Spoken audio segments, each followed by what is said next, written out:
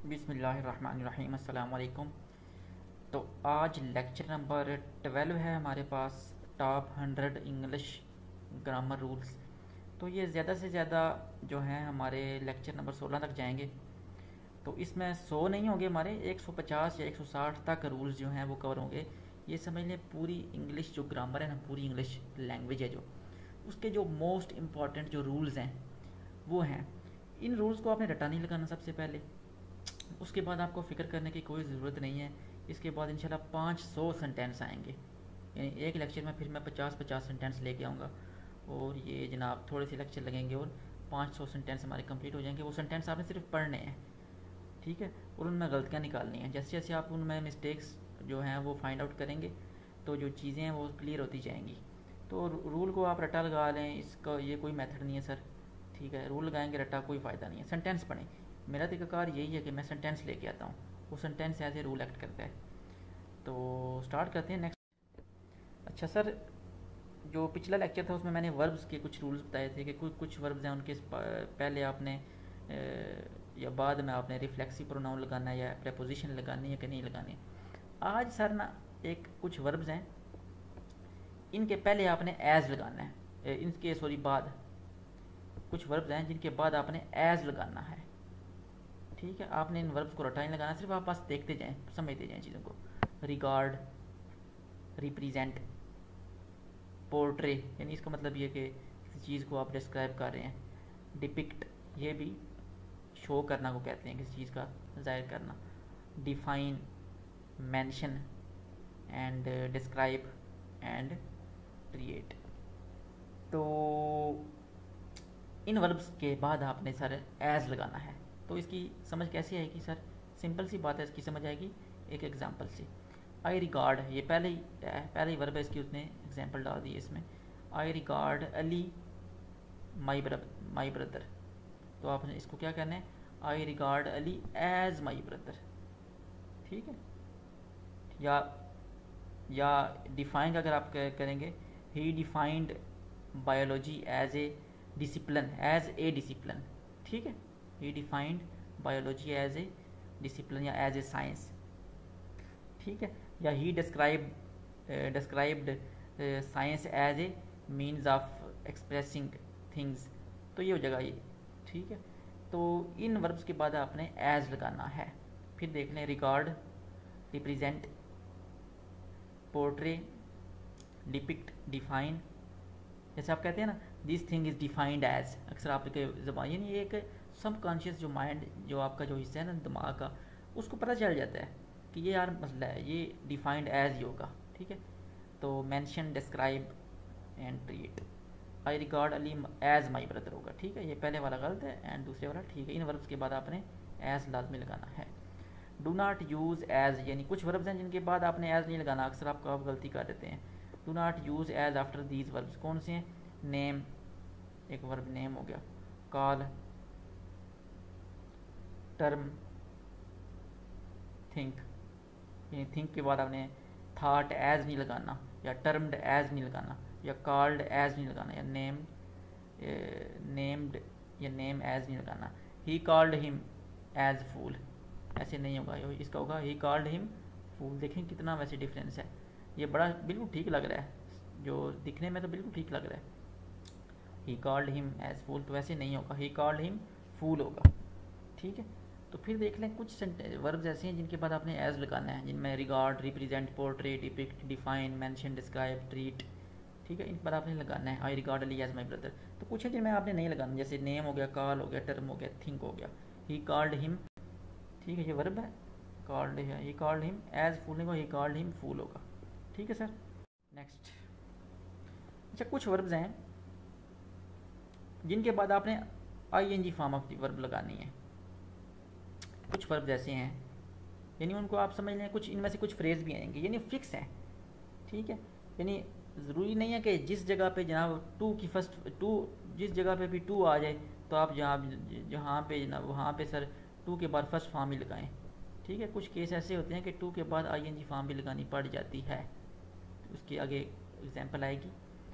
तो इस तरह के अगर आ जाए ना सर वर्ब्स, इनके बाद आपने वर्ब की आई एन जी फॉर्म लगानी है। सक्सीड इन, सक्सीड इन, इसके बाद जो आएगा ना वर्ब, उसके बाद आपने आईएनजी फॉर्म लगानी है। He succeeded in achieving his goal, ठीक है। प्रिवेंट फ्राम, यानी प्रिवेंट फ्राम के बाद जो होगा वो होगा आईएनजी फॉर्म, ठीक है।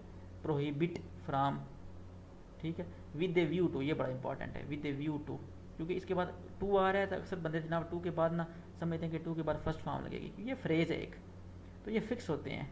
With a view to look forward to, ये बड़ा इंपॉर्टेंट है। अक्सर बंदे लिखते हैं कि I am looking forward to meet you, मैं आपसे मिलने का जनाब ख्वाहिशमंद हूँ, I am looking forward to meet you, तो ये गलत होगा। लुक फॉरवर्ड टू के बाद आपने आईएनजी फॉर्म लगानी है। इंसिस्ट ऑन, इसके बाद भी आईएनजी फॉर्म। एडिक्टेड टू, ठीक है, कभी भी नहीं होगा एडिक्टेड टू स्मोक, होगा एडिक्टेड टू स्मोकिंग, हाँ जी। परसिस्ट इन, ठीक है। फॉन्ड ऑफ, शौकीन होना। Can not help, in verbs के सब वर्ब्स के बाद आपने आईएनजी फॉर्म लगानी है। तो इसकी एग्जांपल देखते हैं। He succeeded to pass the examination, ठीक है। तो इसका क्या होगा, पहला इसकी जो एग्जांपल है, पहले वर्ब की जो एग्जांपल उसने दी हुई है उसी की जो सर उसने एग्जांपल दी है। He succeeded in passing the examination, in passing, यहाँ पे आपने वर्ब की आईएनजी फॉर्म लगानी है। ये फिक्स होते हैं कुछ वर्ब्स। अच्छा, अंग्रेज़ी में बस आप ये छोटे मोटे रूल सीख सकते हैं। बाज़ औक़ात आप कहते हैं सर अब टू के बाद ही फर्स्ट फॉर्म क्यों आती है, ये भी सवाल उठ सकते हैं ना, ठीक है। टू के बाद ही फर्स्ट फॉर्म क्यों आती है, तो उसका हम जवाब देते हैं कि सर ये कुछ साइंस नहीं है कि जहाँ पे हमने आपको न्यूटन लॉ ऑफ मोशन समझाना है, ग्रेविटी की बात करनी है, या केमिकल्स की बात करनी है, या हाइड्रोजन बॉन्डिंग की बात करनी है, ये साइंस नहीं है, ये सर लैंग्वेज है। तो लैंग्वेज के जो रूल्स जनाब लोगों ने सेट कर दिए वही चलते आ रहे हैं, ठीक है। He succeeded in passing the examination, ठीक हो गया। I am looking forward to secure admission, वैसे तो बिल्कुल ठीक लग रहा है क्योंकि टू के बाद हमेशा फर्स्ट फॉर्म आती है, लेकिन ये लुक फॉरवर्ड टू जो है ना, यहाँ पे आई एम लुकिंग आएगा, आई एम लुक ये गलत है, जो लुक फॉरवर्ड है ये फ्रेज है, इसके बाद आपने जो है ना वो आईएनजी फॉर्म लगानी है।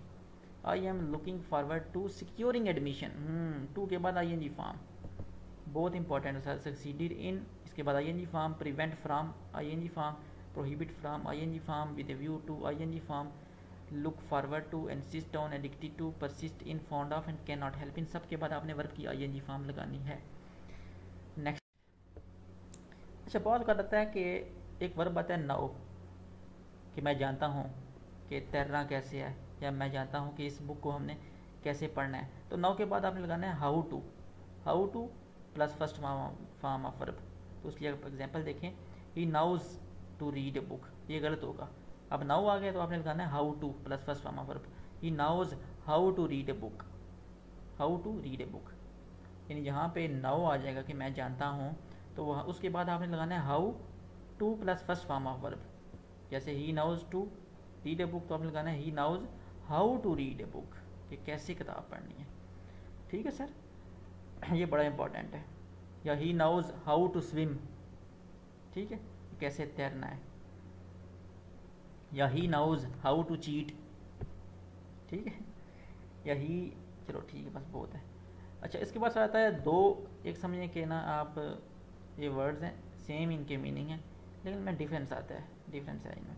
एक होता है डिनाई, डिनाई का मतलब है सर आपने कोई काम किया है लेकिन आप झूठ बोल के ना उससे आप मुकर रहे हैं, आप इनकार कर रहे हैं कि यह काम मैं भाई नहीं पाया, यह काम मैं नहीं पाया, ठीक है सर। यानी कोई बंदा है जिसने आपको पैसे दिए हैं, वो अब आपसे पैसे मांग रहा है, तो आप जनाब पैसे तो आपको पता है मैंने लिए हैं, लेकिन आप कहेंगे उसके यार तुमने तो मुझे पैसे दिए ही नहीं थे, तुमने तो मुझे पैसे नहीं दिए थे, मैं आपको पैसे नहीं दूंगा। तो डिनाई का मतलब है कि आपने कोई काम डाल दिया है, अब आप उससे इनकारी हो रहे हैं। और रिफ्यूज़ का मतलब है कि आम इनकार, यानी जनरल हालत में आप इनकार कर रहे हैं कोई काम है, ठीक है, वो आपकी मर्ज़ी है, ठीक है। तो he denied to help me, अब आप कोई बंदा आपको कह रहा है कि यार मेरी मदद करो, तो ये आपकी मर्ज़ी है ना, किसी ने आपको बना तो नहीं ना हुआ, तो आप इसके लिए लगाएंगे he refuse to help me, ठीक है। अच्छा, ये पहले वाला गलत हो जाएगा, दूसरे वाला ठीक है। उसके पास आता है ही refuse that he had broken the chair, यानी उसको पता था कि मैंने जनाब कुर्सी तोड़ दी है, लेकिन फिर जब उससे पूछा गया कि यार बताओ कि तुमने कुर्सी तोड़ी है, तो रिफ्यूज़ नहीं लगेगा क्योंकि उसने वो काम किया हुआ है, तो उसकी जगह आएगा ही denied that he had broken the chair. उसने साफ साफ इनकार कर दिया, झूठ बोल दिया, मुंह पे इनकार कर दिया कि उसने कुर्सी नहीं तोड़ी, हालांकि उसने कुर्सी तोड़ी थी। ठीक। अच्छा सर, अब आ गए हैं, आपका टेस्ट है। अब आपको पता चलेगा कि आपने कितना जनाब सीखा है। ये आप इस टेस्ट के जनाब 5 नंबर हैं। ठीक है, अब आपने जनाब हल करना है। अगर आपने ये 5 में से 5 ले लिए, समझें कि आपके 10 मिनट जो है वो प्रोडक्टिव थे। ठीक है, फ्यूटाइल नहीं थे, यूजलेस नहीं थे। He defined democracy a good form of government. तो इसके क्या होगा, तो मैंने बताया था, आप सोच के इसका लगा लें इसमें क्या गलती है। बजाय तो बिल्कुल ठीक लग रहा है। He defined democracy a good form of government, तो इसका होगा he defined democracy as a good form of government. As a, क्योंकि मैंने बताया था कि कुछ वर्ब ऐसे हैं जिनमें डिफाइन भी था, डिफाइन, डिपिक्ट, पोर्ट्रे, तो उसके बाद आपने उन वर्ब्स के बाद आपने एज लगाना था। He defined democracy as a good form of government. अच्छा अच्छा, कुछ जो थे उसके बाद सर ये हो गया आपका, he defined democracy as a good form of government. उसके बाद सर आता है हमारे पास, कुछ थे जिनमें सर आपने ना वो नहीं लगाना था। कुछ ऐसे थे जिनमें आपने नहीं लगाना था एज, जैसे जिनमें एक था नेम था, कॉल था, थिंक था और टर्म था। तो I thought her as my sister नहीं होगा, आई थाट हर माई सिस्टर। ठीक है, आई थाट हर माई सिस्टर है, यहाँ पे एज नहीं आएगा। यानी कुछ वर्ब से जिनके बाद आपने एज नहीं लगाना। अच्छा, उसके बाद मैंने बताया था कि कुछ वर्ब्स के बाद आपने आई एन जी फॉर्म लगानी है, जिनमें से था एक लुक फॉरवर्ड टू और विद व्यू टू। ये दो बहुत इंपॉर्टेंट थे। तो इनमें ये भी था, he succeed to win the race. तो इसका होगा he succeeded in winning the race. इसको आपने कैसे दुरुस्त करना है, ही सक्सीडिड इन, आई एन इन आएगा, इन उसके बाद आपने लगाना WINNING, विनिंग द रेस। ठीक है, इसको आप करेक्ट कर लें। फिर इसके बाद मैंने बताया था कि नाउ के बाद आपने क्या लगाना है, how plus to plus first form of verb. He knows to speak English, तो इसका होगा he knows how to speak English, he knows how to speak English. अच्छा, he denied to help me. तो डिनाई होता है कि आप किसी काम को झूठ बोल के आप इनकारी हो रहे हैं, लेकिन मदद करना आपकी मर्ज़ी है, तो उसके लिए रिफ्यूज़ होगा। दोनों का मतलब इनकार ही है, लेकिन डिनाई का मतलब है कोई काम डाल के इनकार करना, यानी वो आपने काम कर दिया, चोरी आपने की है लेकिन आप मान नहीं रहे, तो ये डिनाई होगा। ही डिनाइड की जगह आप लिखेंगे he refuse to help me. तो उम्मीद है कि आपके जनाब पूरे 5 में से 5 नहीं आए होंगे। अगर आ गए हैं तो चलो कोई बात नहीं, ठीक है, नेक्स्ट टाइम नहीं आएंगे। तो नेक्स्ट लेक्चर में इंशाल्लाह कुछ और देखेंगे। 2-3 लेक्चर रह गए, इंशाल्लाह हमारे 150 रूल मुकम्मल हो जाएंगे। इसके बाद हम इंशाल्लाह 500 सेंटेंस पे एक पूरी सीरीज़ लेके आएंगे, और उन सीरीज़ पे जनाब सारे सेंटेंस होंगे और सारे रूल्स आपने सीख लेने हैं, और आपने रूल्स को रटा नहीं लगाना, चीज़ों को सिर्फ सीखना है। ठीक है सर, अल्लाह हाफिज़।